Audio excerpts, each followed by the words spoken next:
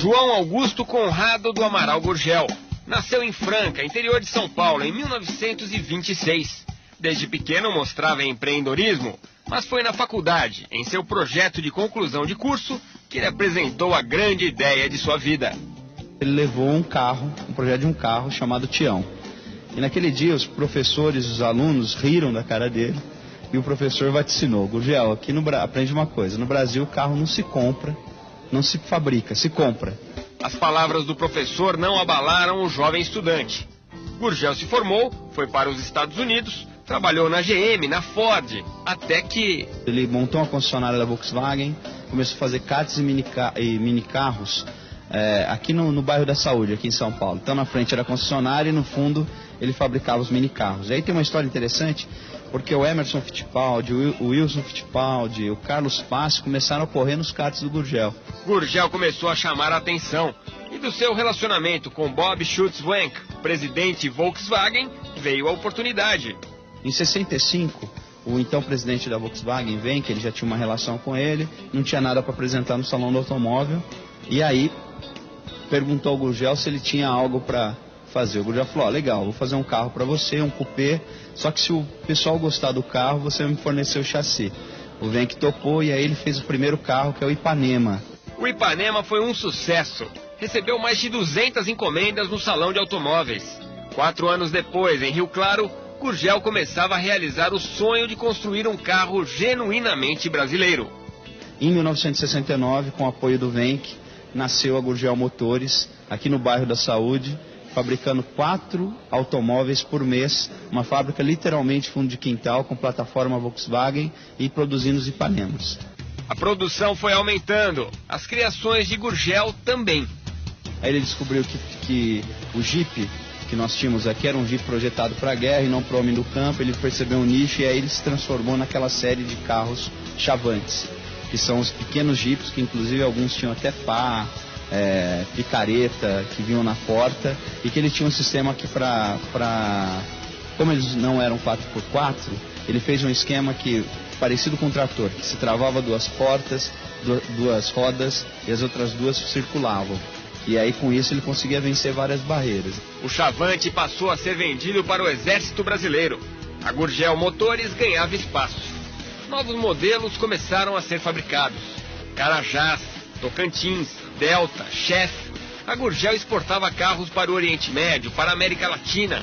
O visionário João Augusto Conrado do Amaral Gurgel continuava criando. Em 74 ele produziu o primeiro carro elétrico da América Latina. Hoje é uma discussão tão atual com relação ao carro elétrico. Ele já tinha feito isso em 74. Era um carro que tinha autonomia de fazer 80 quilômetros com 12 horas abastecido na energia elétrica, na tomada elétrica. Então o projeto não foi adiante porque a autonomia era pequena, as baterias eram muito grandes e na época não tinha tecnologia para tocar esse projeto. Até que a plataforma Volks foi deixada de lado. O carro 100% brasileiro foi finalmente produzido. Em 1987 ele lançou o BR-800, que era para ser chamado Senna, carro econômico nacional, mas que a família do piloto Ayrton Senna entrou com um processo para que ele não se apropriasse da fonética do nome do piloto, então passou-se a chamar BR-800, BR de Brasil, 800 de 800 cilindradas. Ele aproveitou um nicho do Fusca, que havia deixado de ser fabricado em 86, lançou o carro. Com o BR-800 as vendas decolaram. O sucesso da Gurgel Motores já era uma realidade. Foi quando ele cresceu e quando ele começou a incomodar também, porque era um carro 100% nacional, com motor próprio, um carro extremamente urbano. Ele lançou antes, bem à frente do seu tempo. As montadoras passaram a se preocupar com a Gurgel e o governo brasileiro passou a boicotar a fábrica. 3 anos depois do lançamento do BR-800, a Gurgel sofreu um duro golpe. Em 1990, o Collor liberou para todas as montadoras um ganho de imposto, um benefício que o Gurgel tinha por produzir um carro X com a cilindrada Y, e passou para todas as montadoras. Aí começou a bancarrota da Gurgel Motores. João Augusto Gurgel sentiu o golpe, mas não desistiu. Ele ainda tentou surpreender mais uma vez, surpreendeu com o Moto Machine, que era um carro de 2 lugares, cujo conceito é o mesmo do Smart. O Smart é um carro que é super vendido na Europa, que é o mesmo conceito do Gurgel. Visionário, o Gurgel tentou ampliar a fábrica. Queria instalar uma filial em Eusébio, no Ceará. Fez acordo com os governos paulista e cearense, mas uma vez mais parou na burocracia brasileira. Os protocolos não foram cumpridos.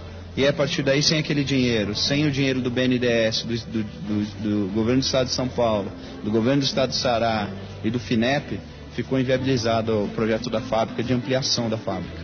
Em janeiro de 91, todos os Jeeps e o BR-800 pararam de ser produzidos. Atolada em dívidas e enfraquecida no mercado pela concorrência das transnacionais, a Gurgel pediu concordata em junho de 93. A fábrica chegava ao fim e, pouco depois, o seu mandatário começava a lutar contra o Alzheimer. A dona Carolina até disse que o Alzheimer foi uma maneira que ele conseguiu para sumir, para ficar ausente da bancarrota da fábrica. João Augusto Conrado do Amaral Gurgel faleceu no dia 30 de janeiro de 2009, aos 82 anos. Deixou a esposa, a dona Carolina, e filhos. Deixou também a certeza de que o Brasil poderia ter uma montadora nacional bem-sucedida. Em 25 anos, a Gurgel produziu 40 mil veículos. Poderia ser viabilizado, sim, uma indústria automobilística. Nós tínhamos capacidade intelectual para isso. Nós não tínhamos projeto de país, e daí a gente paga o preço até hoje por não ter uma montadora 100% nacional. Para piorar, a marca foi vendida. Sabe o valor? A marca da Gurgel foi inspirada em 2004. Aí um empresário de Presidente Prudente, o Paulo Emílio Lemos, viu que a marca estava inspirada no INPE, e ele adquiriu a marca por R$850. A marca é a logotipia. E atualmente ele importa triciclos chineses e coloca a logomarca da Gurgel nesses triciclos, né? Nem isso apaga a história brilhante da Gurgel Motores. Nem isso apaga a luta de João Augusto Conrado do Amaral Gurgel, um brasileiro legítimo. Talvez por isso seu sonho tenha sido tão difícil de realizar. A Gurgel Motores não foi adiante porque o Brasil não tinha um projeto de nação. Os brasileiros provavelmente conhecem melhor a história do Che Guevara do que de Zumbi do Palmares, do que de Antônio Conselheiro, do que do Lampião, né? O cara conhece melhor a Revolução Francesa do que a Guerra de Canudos.